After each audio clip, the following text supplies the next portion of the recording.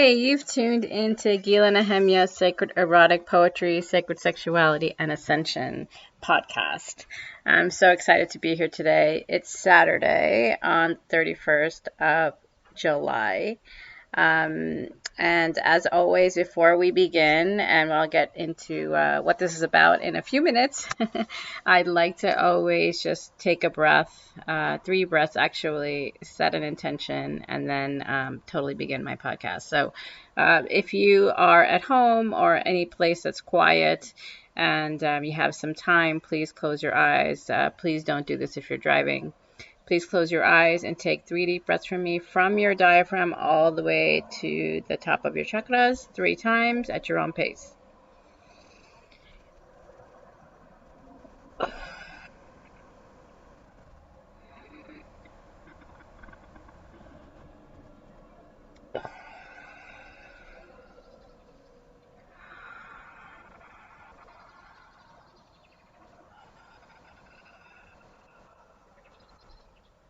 We are calling in our light teams, our guides, our ancestors, God Source Universe, our angels, our soul animals, all the beings on the planet that are assisting us in our soul's mission, in our sacred journey to connect to our hearts right now and to bring any messages that we need at this time and to assist us on our journey into wholeness, into bliss consciousness. Aho, and so it is. Thank you, thank you, thank you, thank you. For those of you who are listening today or any day that you come upon this podcast, is completely divine.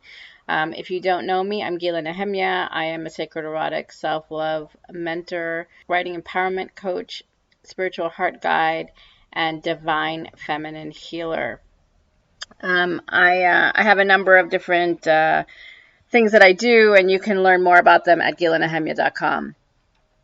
I wanted to come on today because I wanted to share a poem that I just wrote, and it's just this feeling that I've been having as our book, this book on anthology we're doing on patriarchy and silence and injustice into sovereignty, really coming to the forefront of how we connect to others who are in similar circumstances that we ourselves were in or currently are in. It's much easier to connect when we have healed a bit from that circumstance or moved away from it, whether it's abuse, domestic violence, sexual abuse, child abuse, any kind of sexual domination or bullying where, when we're in it, it's really hard. We're like shut down, as I've said in previous podcasts. But as we, begin to step out of it and realize what has happened, it's so much easier to connect with others. So I wanted to read a couple of things. One, I'll start with my poem, and it is entitled Soul Sister. In her black skirt, white blouse, and perfect hair, covering her legs with colorless stockings and donning a Timberland backpack. Looking ahead into nothingness, I caught her glance. Her stoic eyes stared at me blankly. Did she choose her path? Did she long to be messy, dirty, and naughty? Sense the interminable void and complacency. I turned to look at the cloudless sky. I pondered on women I met in distant lands, endured slaps and violence in their families, accepted their fate, refused exits to different timelines and possible liberation from oppression. Are these women different from each other? Varied colors, religions, dress, and languages, reminded of their sad, blank eyes speaking to me each time. Wordless as their backs slouched and melted into the landscape. I was you. I was silent and caught. For what? Acceptance and allegiance to a group that shut me down and taught me rules? To close my legs, withdraw my gaze, and cover my body? No more. It ends with me, with you, and your babes on your breast. Choose your life, your womb, your heart, your love. Soul families and Mother Earth cries for you to reconnect to the expanse of your primal, wildish soul. And really that is a cry or a connection to any woman out there, wherever you're from, India, China, United States, whatever physical land you connect yourself with, whatever you're going through, we definitely as sisters and as people can connect through our hearts, can connect through our challenges, can connect through our silence, and can have a different life.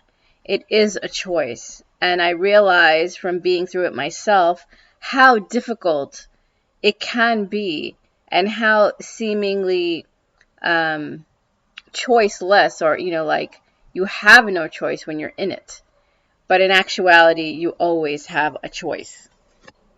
And this is becoming more and more apparent to me, and this empathy that I'm feeling deep in my heart, and my deep connection and commitment to any person, woman, man, child, who is experiencing deep sadness and silence.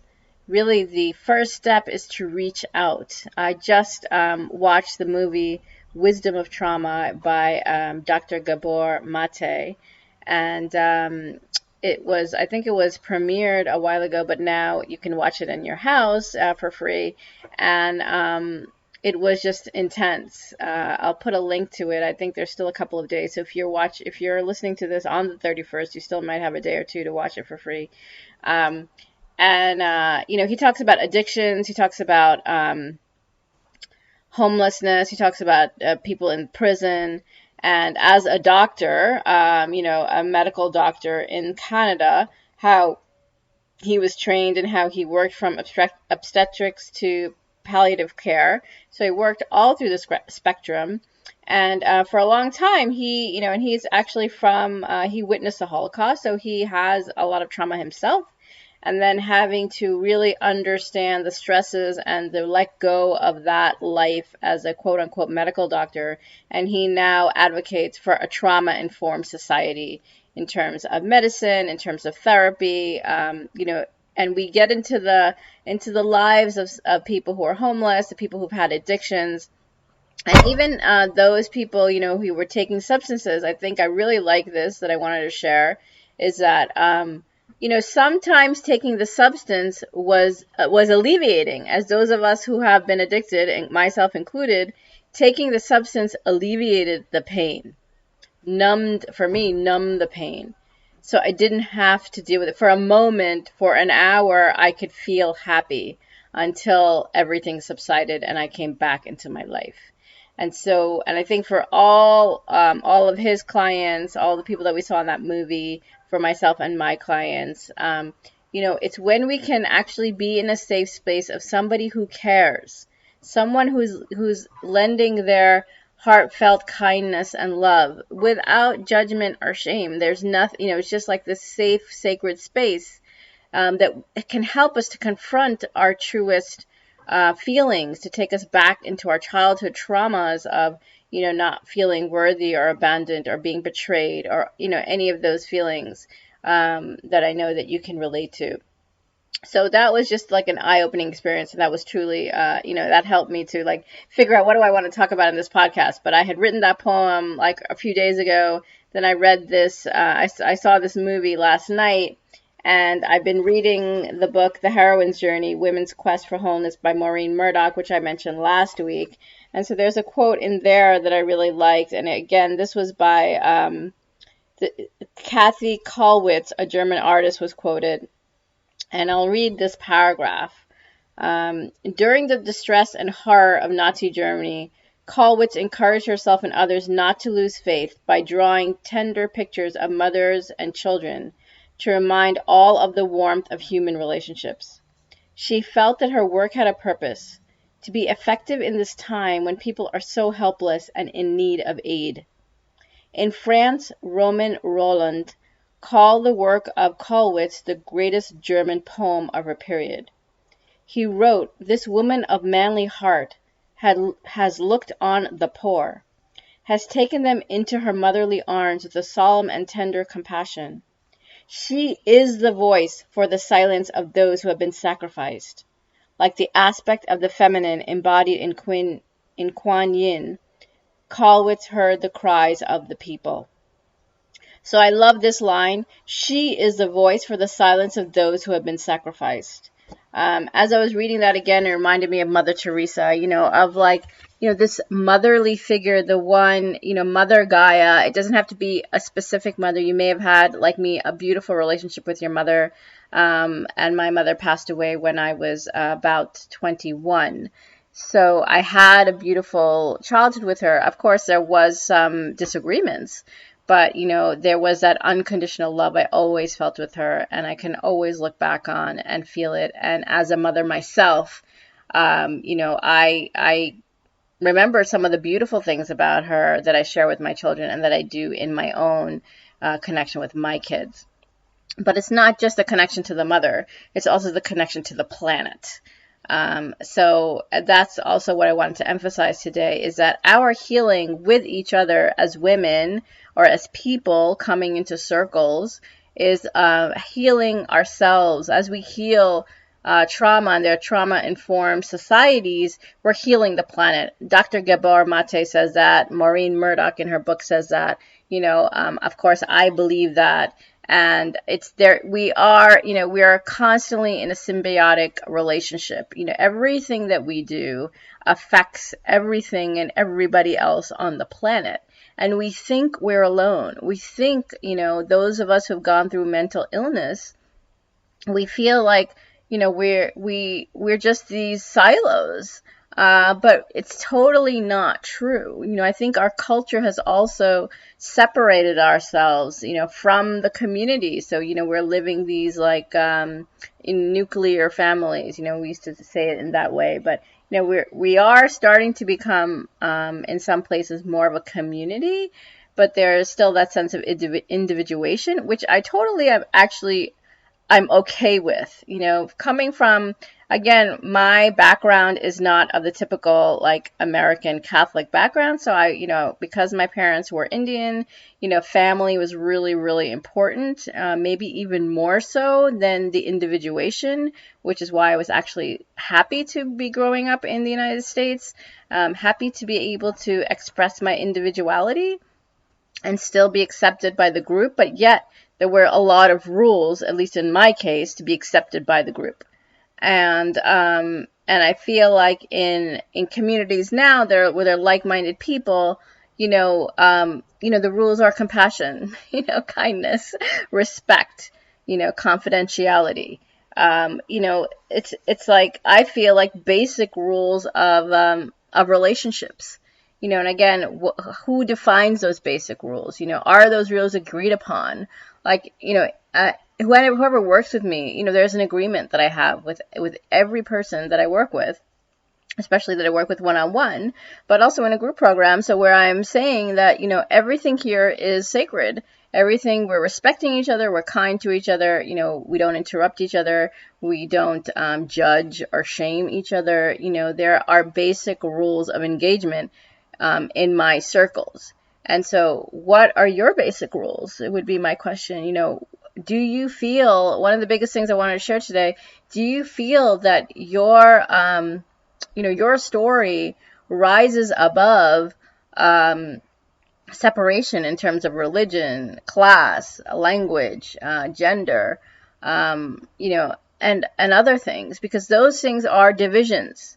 Those things are forces of separation. I am talking about women, but I'm including men as well, because I think as much as I am totally into the hero and heroine's journey, I really do believe that we connect with each other through our heart.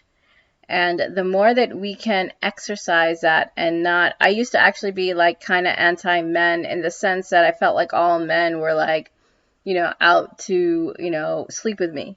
And I just felt like that because I was kind of brought up on that kind of premise. And, now I'm just a lot more open. I'm really I really see you as you and you as me. If I have some feelings that I feel like, are you crossing a line? I'll step back or I'll share it or I'll be open about it. So I don't ignore my intuition, but I also am very cognizant of, my upbringing, my feelings, and also just totally to be open. Because I also had experiences when I was young where I was just trying to be friends, and then, with various people, not really looking for anything romantic, and it went there. So it wasn't just this premonition, it was also like happening in my life, but it could all be a manifestation as well. So all I'm just trying to say is that the more that we have open hearts and open minds and clear communication, with ourselves, with others, with the earth, with our animals, it becomes a much more authentic life, a much more authentic love, and a real love of humanity, a real love of beings. And even if people don't really respect or love you, that just showing your own love for yourself sometimes is all that's needed. And especially, I want to go back to the silence, because that's how I started this. And so for so many years, I was silent. That was I didn't know how to speak. I was so traumatized, I couldn't talk. And even when I did talk, even before I was in the domestic violence situation, I was still very shy and silent because I was told by my family, you don't say certain things. You don't talk about certain things. I was silenced at 6, like, don't talk, don't voice your honest feelings and thoughts. And so from that moment on, it was very, very challenging for me to, relearn to be who I really am. But I'm so glad I found the people that I did, and I found the circles that I did with women and men and, and children that really, and animals that really helped me to begin to voice my truth. And I feel like the deeper, question that I'm not going to go into today, and I'm going to go into in my next podcast, is rage. Under the silence is rage. Under everything that we've suppressed is deep, entrenched anger and rage. And Dr. Gabor Mate talked about that as well. And I think that we've been taught to also kind of rationalize it, even in spiritual senses, rationalize these feelings. And, and I do this with the shadow work with my clients. People have done it for me. What's the deepest feelings that you have? How do you get through that? How do you exercise that rage? Exercise meaning, release it. EXORCISE, like really release it. And it can be through art. I'm really into creativity and writing. But I think that it's impossible to do that. And I'm going to use that word because I don't like to, but it's very challenging to do that until you're in a sacred space, until you can really own yourself, or at least be held in a sacred space by others. Because, we've been suppressed over lifetimes. It's not just this experience in this earthly form. Over lifetimes, over generations, we've been silenced. And we've been in fear, because then we're not going to be part of the group. You are going to be ostracized and abandoned. And that's not true. And I feel like it's a much deeper connection, which I'm going to go into next week. But it's a much deeper connection to the divine, that, we felt, or at least I can speak for myself, I felt forsaken for so many years. Why was this happening to me? It's not just a victim mentality. It's also this feeling of like, I had love, and then something happened. What did I do? And you feel like I did something wrong, but in actuality, you didn't do anything wrong. Things do happen. Tragedies happen in people's lives. It doesn't mean it's the end of the world. It doesn't mean that God is not in your life. But I felt that way. And I felt that way because of a number of different reasons. It wasn't just my own thought pattern. It wasn't just the experiences that were happening to me. It was also my environment. We are also influenced by our environments. And so I just want to bring it home to look at the whole picture. My poem of looking at a specific person, was also about, there are millions of women all over the world who are experiencing this. And I'm opening my heart to them. And I'm opening my heart to say, I am you. We are one. And as we step forward together, we can open our hearts. And also what I had shared with Kathy Kalwitz from Maureen Murdoch's book. She is the voice for the silence of those who have been sacrificed. And that sacrifice, in this case, were the women and children of the Holocaust. But people are continuing to be sacrificed, and they may still be alive, like they're walking dead, like I was. Like I felt dismembered, yet I was still breathing. So what does that mean even to be sacrificed? Are you sacrificing? Do some of us feel like we're sacrificing our lives to be on this ascension path? Or are we actually, realizing who we really are? It's a sacrifice to let go of that ego, but that isn't really serving us. So, the word sacrificed and sacrifice is like a really powerful word. So I'm just inviting you to think about that. What does that mean for you? What does that mean when you think about your own challenges in your life and how you relate to others? And are you opening your voice to allow others to connect to you? Any of you who are interested in opening your voice really and fully and allowing yourself to be seen and heard and are looking for a space, I have spaces in my group program that are available for you, and my personal mentoring programs. And why is this so important to me? And I'm sharing this because it's so important that as you step forward into the fullness of who you are, you not only help yourself, you help millions of people who are desiring to see you, to hear you, to understand your magic that you bring into this world, your holiness, your soul's gift. So it's beyond the smallness or the confines of what you think it might be. It's much deeper than that. It's much wider and expanse than that.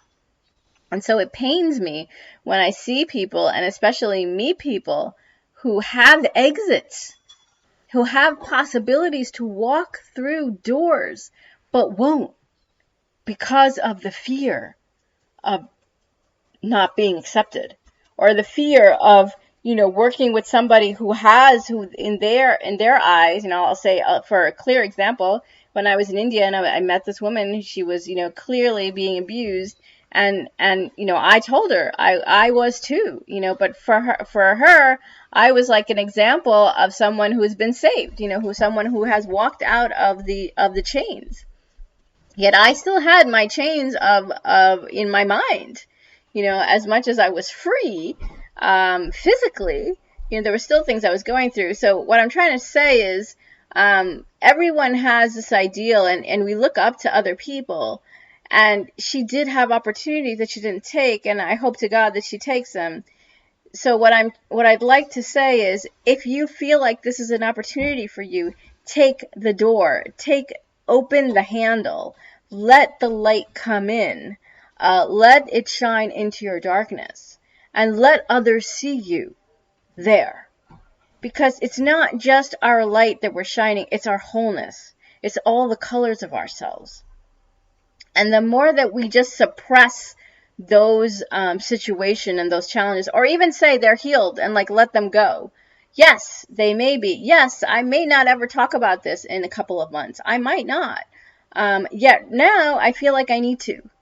I feel like it's not really my experience that I'm interested in sharing. It's allowing others to unwind and unfold in the safety of the circle, of the comfort of being held and seen by the divine that you may have felt forsaken or not loved on some level. And it wasn't the fault of your parents or anybody else. It might have felt that way. And you might still feel some rage towards them. And that's okay. Express it. Let it go. Cut those cords energetically.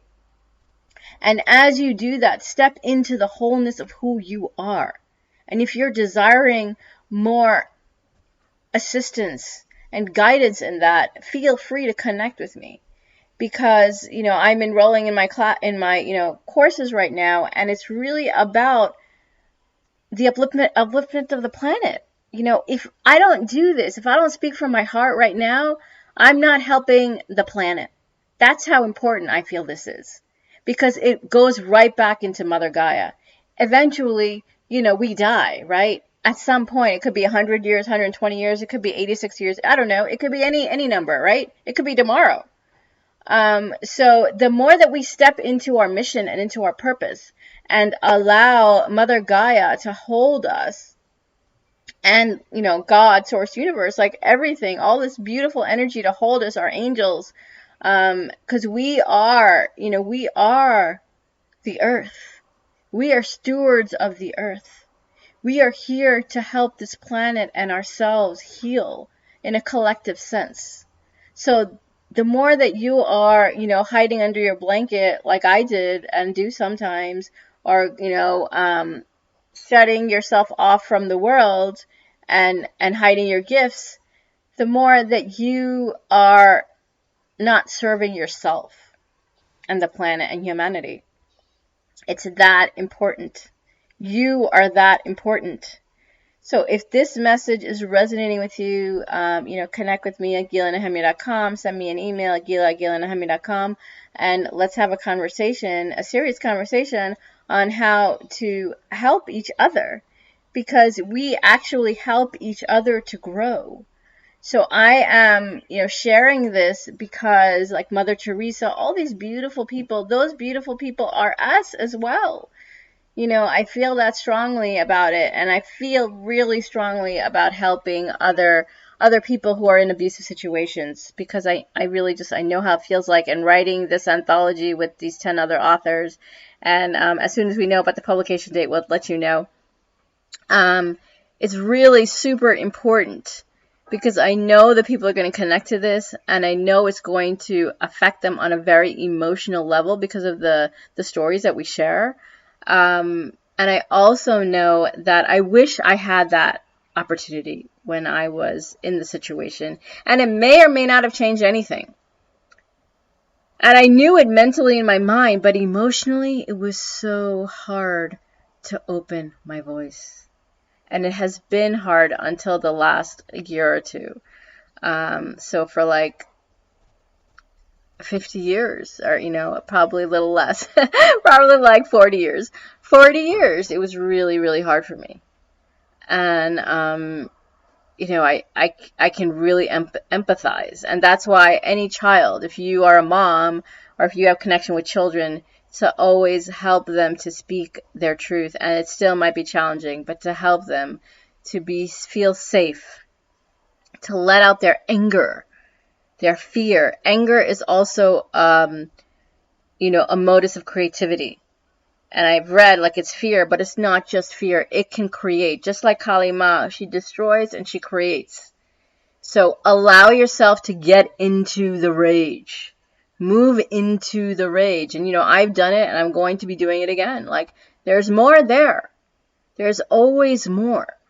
And the deeper we get into the deeper that we get into that abyss, the more we're going to find more of ourselves. So I'm really glad you connected today. It's so important to dispel silence when it's connected to fear. There are definitely, positive ways of silence as well, like in meditation and, contemplation and things like that. But today I was just sharing how we're really all very connected, and there is no separation in terms of, religion or anything else, color, language. And it's when we can really connect into, the deepest needs of each other and see and honor each other. I feel like we heal ourselves, we heal the planet, but even more so than that, like we connect into this deep, deep intelligence and wisdom within us. And it's so worth the ride. So I want to do a closing prayer. So please take 3 deep breaths with me.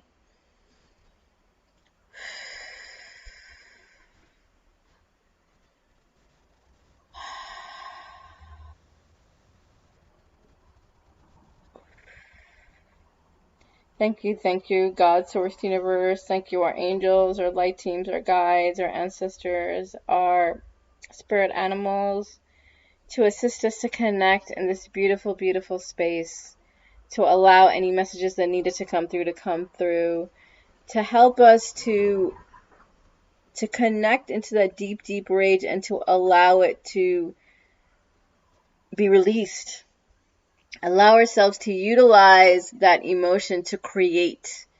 As we release the rage and destruction, we create, we birth, we nourish. Asking for your assistance as from today onwards to open ourselves to heal ourselves and the planet and each other. Aho, and so it is. Thank you, thank you, thank you.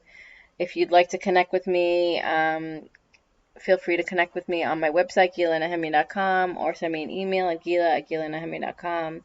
I'm here for you. I have a number of programs that may be of interest to you. I have my book, Surreal Love, Kundalini Awakening Poetry, that's available on Amazon, and a number of various free resources that you can access on my website. Articles. The poem I just read is on medium.com, and I'll put a link to that, as well as the movie that I mentioned. I'll put a link to that as well in the details. Feel free to set up time. I have 15-minute free chats.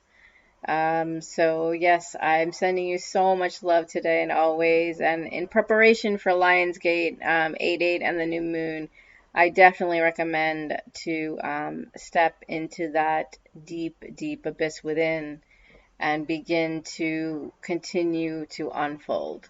Thank you, thank you, thank you. Namaste, Shanti, Shalom. Love you so, so much.